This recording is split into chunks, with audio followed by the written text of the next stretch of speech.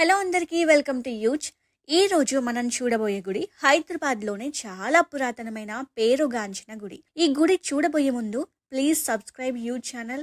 హైదరాబాద్ కు వస్తే మనం ట్యాంక్ బండ్, చార్మినార్, గోల్కొండ కోట, బిర్లా టెంపుల్ ఎంత ఫేమస్ ఎలా చూస్తామో ఈ టెంపుల్ కూడా తప్పకుండా ఆ లిస్ట్ లో చేర్చుకోవాల్సిందే. ఎందుకంటే అంత గొప్ప చరిత్ర ఉన్న గుడి ఇది. అదే మన సీతారాంబాగ్ టెంపుల్. ఈ గుడి హైదరాబాద్ శివార్లోని మంగళఘాట్లో ఉంటుందన్నమాట. ఇక ఈ గుడికి కూడా గొప్ప చరిత్రనే ఉందండోయ్. అది కూడా తెలుసుకుందాము. సీతారాంబాగ్ ఆలయ చరిత్ర దాదాపు 200 శతాబ్దాల నాటిది. ఈ ఆలయం 26 ఎకరాల్లో నిర్మించబడింది. ముందు ఎంట్రన్స్ లో పెద్ద పెద్ద డోర్స్ తో ఉంటుంది. రాజస్థాన్ మొఘలై స్టైల్లో ఆర్కిటెక్చర్ ఉంటుంది. ఎందుకంటే రాజస్థాన్ లోని లక్ష్మణ్ గఢ్ ప్రాంతం గనేరివాలా కుటుంబానికి చెందిన పురాణమల్ గనేరివాల్ 1820లలో 25 ఎకరాల్లో ఈ ఆలయ నిర్మాణం ప్రారంభిస్తే 1832లో మూల విరాట్ను ప్రతిష్ఠించారు. ఈ ఆలయాన్ని నిర్మించడానికి 12 సంవత్సరాల కాలం పట్టింది. ఎంటర్ అవ్వగానే పెద్ద కోనేరు ఉంటుంది. ఈ కోనేరును చూస్తే మంత్రముగ్ధులవ్వడం మాత్రం ఖాయం. ఎందుకంటే హైదరాబాద్ లో ఇంత పెద్ద కోనేరు మీరు ఎక్కడ చూసుండరు. అయితే హైదరాబాద్ పట్టణాభివృద్ధి సంస్థ వారసత్వ కట్టడంగా గుర్తించింది ఈ గుడిని. ఈ దేవాలయం చుట్టూ యూరోపియన్ వాస్తు శైలిలో నిర్మించిన ఎత్తైన ప్రాకారాలు ఉన్నాయి.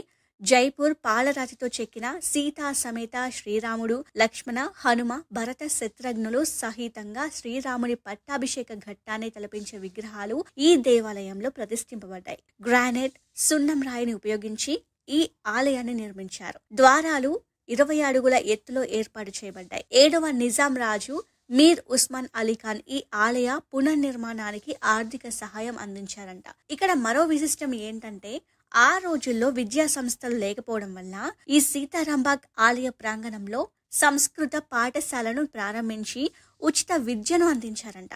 కండవల్లి నరసింహ శాస్త్రి వ్యాకరణ పండితుడిగా పనిచేసిన ఈ పాఠశాలలో దాశరథి కృష్ణమాచార్య, దివాకర్ల వెంకటావధాని, రవ్వ శ్రీహరి, కె రంగనాథాచార్యులు, ఎస్వి విశ్వనాథ శర్మ తదితరులు విద్యను అభ్యసించారు. ఇక ఈ గుడిలో శ్రీరామనవమి, హనుమాన్ జయంతి వంటి పర్వదినాలలో ప్రత్యేక పూజలు, ఉత్సవాలు నిర్వహిస్తారు. సీతారాంబాగ్ మందిరం చుట్టుపక్కల పర్యాటక ఆకర్షణలు ఉన్నాయి. ఈ ప్రాంతంలో ఉన్న అతి పురాతనమైన దేవాలయము, కట్టడాలు సందర్శించవచ్చు.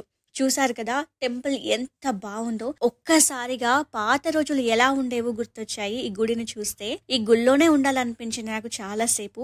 ఈ వీడియో మీకు నచ్చినట్లయితే మమ్మల్ని సపోర్ట్ చేయండి. ఇలాంటి పురాతనమైన టెంపుల్స్ ని ఇంకా చూపించడానికి ట్రై చేస్తాము. మీరు కూడా వెళ్ళండి, వేరే వాళ్ళకు కూడా సజెస్ట్ చేయండి. ఇంత గొప్ప పురాతన ఆలయాన్ని దర్శించుకోవాలన్న అదృష్టం ఉండాలండి. And please subscribe, share, comment use channel.